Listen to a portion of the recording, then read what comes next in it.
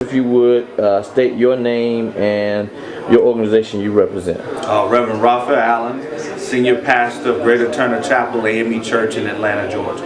Okay, Reverend Allen, there's a lot of things going on with the immigration issue in this country right now, and the country is torn asunder. What are your thoughts about the current immigration policy?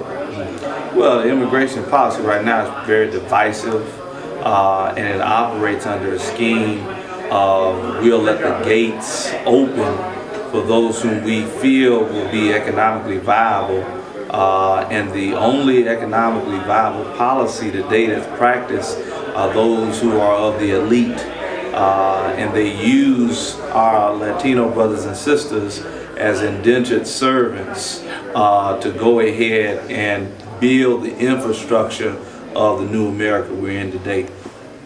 Okay, you talk about our Latino brothers and sisters. There's been a schism between the two, the African American community and the Latino community. Can you speak on that? Well, the schism we see is between Latino immigrants against those who are more native to the American country, African Americans.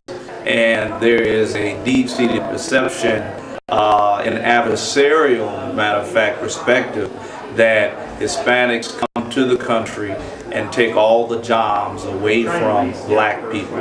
But this whole argument of who is the biggest minority is just the kind of conversation that will stifle us getting together, that folk who support this kind of isolationist agenda want us to have.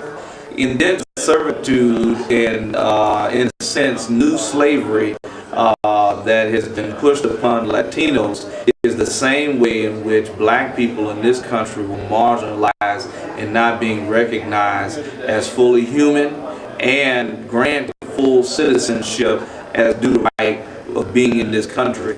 And so right now, if we don't continue to try to build a coalition first by educating folk of the raw numbers of what Latinos are taking up as jobs as opposed to what we're not willing to do for work, then I think that is a starting point. And then after that, if we can go into our churches and get beyond what seems to be an obstacle, which is a labor or a language division, then I think if we could build some sort of base with each other, a common cause, I think we can move forward with perceiving how unified we can really be. But the large obstacle that's in front of us is perception.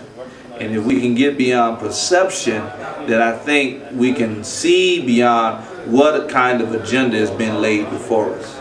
Okay, you talk about the African American church. Could you go into more detail on even why the African American church needs to be involved in the immigration issue?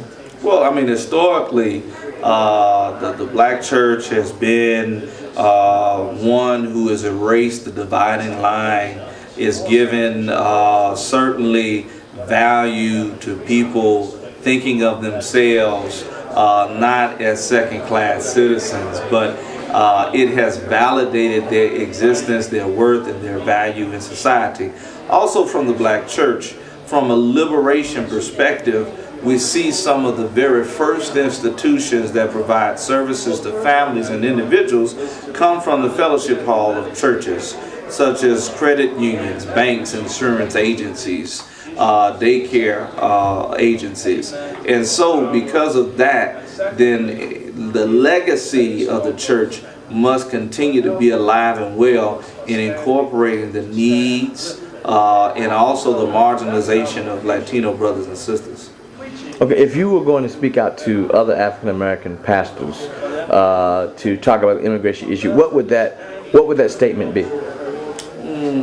I would suggest that we be about prophetic neighboring and be just as that person who stopped along the way, the Good Samaritan, for that stranger along the Jericho road, and that we stop along our own Jericho roads of where our churches reside, reach out across language barriers, across class lines and ethnic lines, and begin a conversation with our Latino brothers and sisters, just to find out that in all of us we are children of God, and that there is not much difference with how we are being treated in this country.